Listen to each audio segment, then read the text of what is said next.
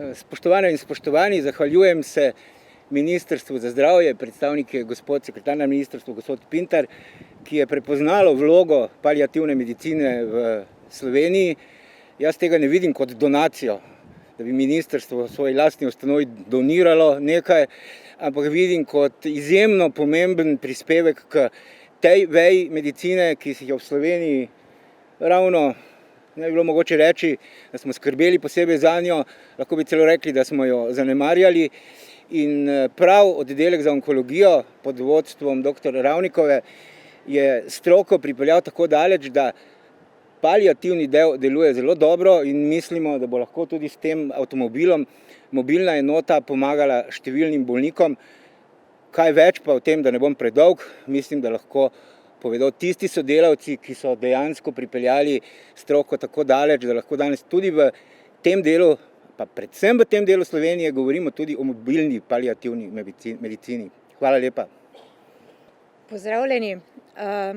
Tudi jaz bi se zahvalila donaciji oziroma novemu avtomobilu, ki bo občutno pridodalo k lažjemu delu na terenu, ki je že zdaj potekalo. To pomeni samo, da potrebujemo še dodatno kadrovsko okrepitev, da bomo lahko na terenu z dvema avtomobiloma, z enim zlatim pa z enim belim.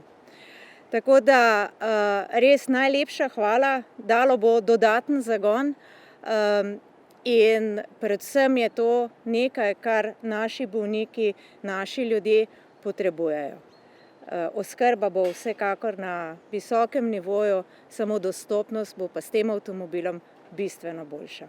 Tako da še enkrat najlepša hvala ministrstvu in vsem zaslužnim, ki so se za to borili in so to tudi izvedli. Hvala. Dober dan, lepo pozdravljeni tudi v mojem imenu.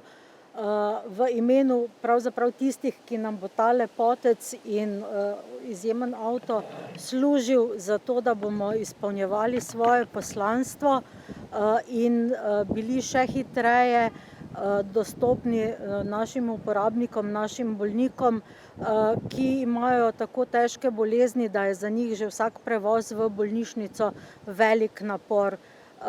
Na tak način bomo dejansko lahko dostopni za še večje število bolnikov, kot si že sedaj prizadevamo, in dejansko si na tem mestu iskreno zahvaljujem naši koordinatorici gospe Lopuh za to, da se bori ves čas za razvoj paliativne medicine v Sloveniji, da je pridobila ta sredstva, da je avto danes tukaj in da nam bo služil naprej.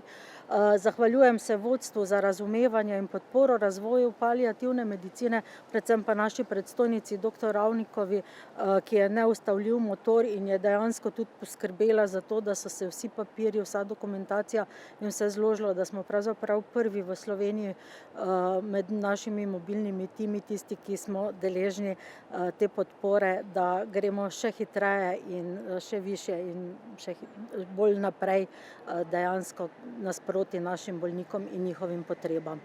Hvala.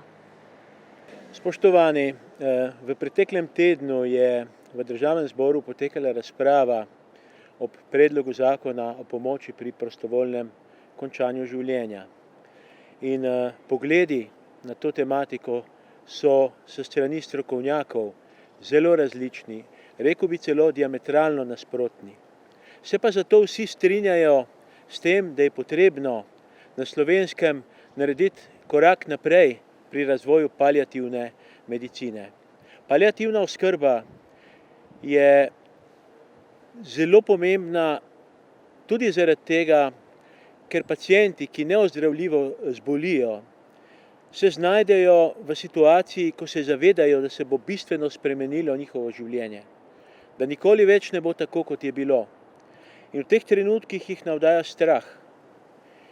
In to, da ti pacienti vedo, in ne samo pacienti, tudi njihovi svojci, družine, ki jih obdajajo, da imajo na razpolago paliativno oskrbo in da ta oskrba ne deluje samo v institucijah, ampak da prihaja tudi na dom, kjer živijo, prinaša veliko olajšanje tem ljudem.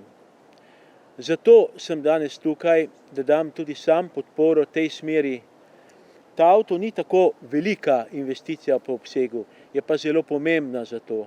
Mislim, da prinaša nek nov korak k razvoju paliativne medicine, nov korak k temu, da se ta paliativna medicina izvaja tudi v skupnosti, na domovih pacientov in to je prvi tak avtomobil, ki ga v okviru tega projekta danes izročamo in mislimo, da je to pot, ki mora iti naprej. Hvala lepa.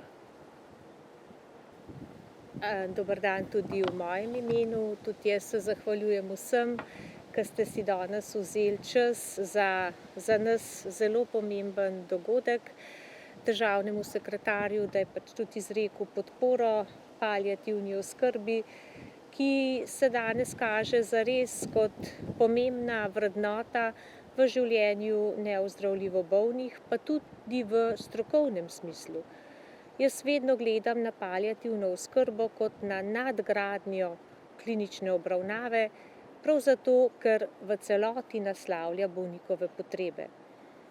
Na Ministrstvu za zdravje od leta 2011 sledimo izvajanju državnega programa in enakomerno podpiramo razvoj paliativne dejavnosti v vseh okoljih, kjer se bolnik nahaja.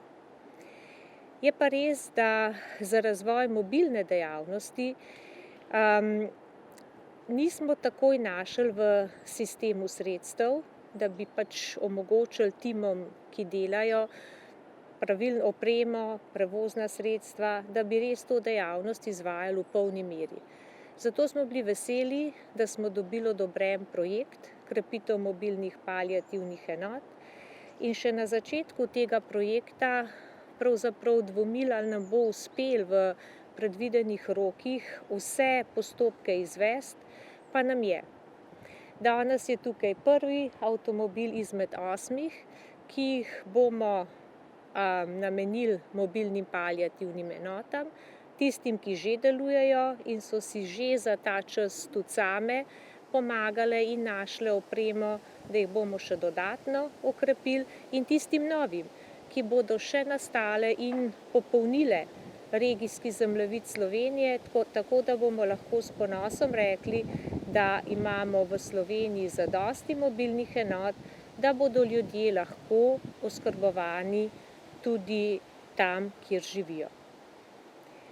Pot paliativne oskrbe je dokaj vijugasta, precej udarnih jam, ampak tisto, kar nas ves čas drži skupaj in povezuje, je, da vemo, kakšna je naša smer.